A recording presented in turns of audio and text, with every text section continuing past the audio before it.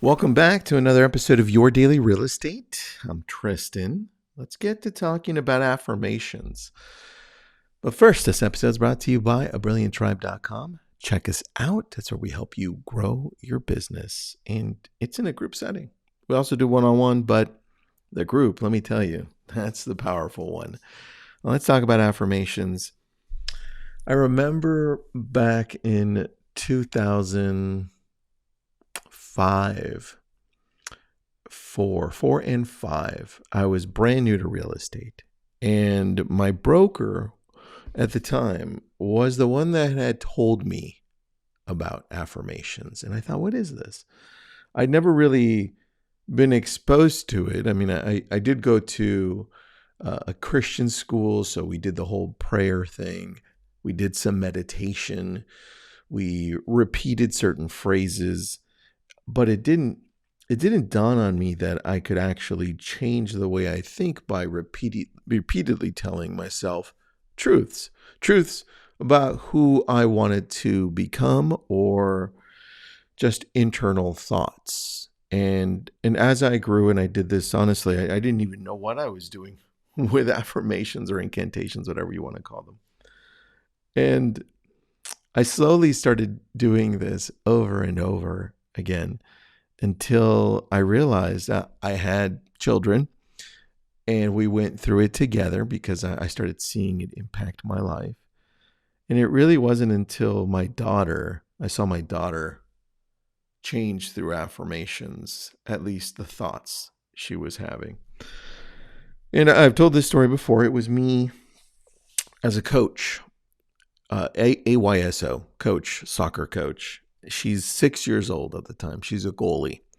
And she let 3 goals pass by, 1, 2, 3, like back to back to back. And I'm like, oh, great. This sucks. And I go up, I'm walking towards her and I'm on the sideline. She's at the very back at the goalie position. And I see her murmuring something and talking to herself. And I go to the back and I say, hey, you know what? It's okay. Don't worry about it. And she's like, yeah, I know, Dad. I know. I'm just going over my affirmations. Everything's fine. I got this. And I thought to myself, I'm like, whoa, wow, this thing works not just for me, but for a 6-year-old. And so for me, I even went deeper and I started creating affirmations. Yearly affirmations for myself, and we can call them whatever we want. They're truths of who we want to become, the things we have challenges with. And so I'm going to read to you some of the ones I have for last year.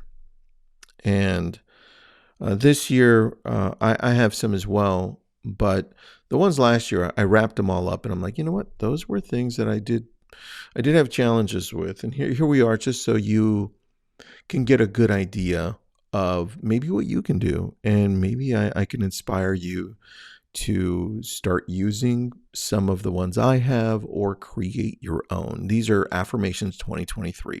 And if you need a copy, just let me know on Instagram. I'll send it over to you. It's a Google Doc. Not a lot. Here we go. I can achieve multiple things as long as I focus on one thing at a time. My business is to adapt quickly. Action, even small actions, are a form of defense against going stale or irrelevant. I'm not selling real estate. I'm building relationships that add value to people who want to upgrade their life. I get my priorities in place early in the day so I can prioritize my life over other people's tasks. The cost of becoming who I want to become is what I continually say no to. Say yes enough until people can't say no to you. I don't have to have everything figured out before I start. One of my favorite ones. I love embracing uncertainty and discomfort. That's also one of my favorite ones. My relationship with myself will determine my outlook on life. I say no to things that occupy my mind space that don't fit my target outcome. That one's a challenge sometimes because you don't really know what the outcome is going to be if you said no to the wrong thing. But, there you go. And then the last one, this one is a big challenge for me, but I'm not in this alone. There is help. I just have to ask for it. I'll talk to you tomorrow.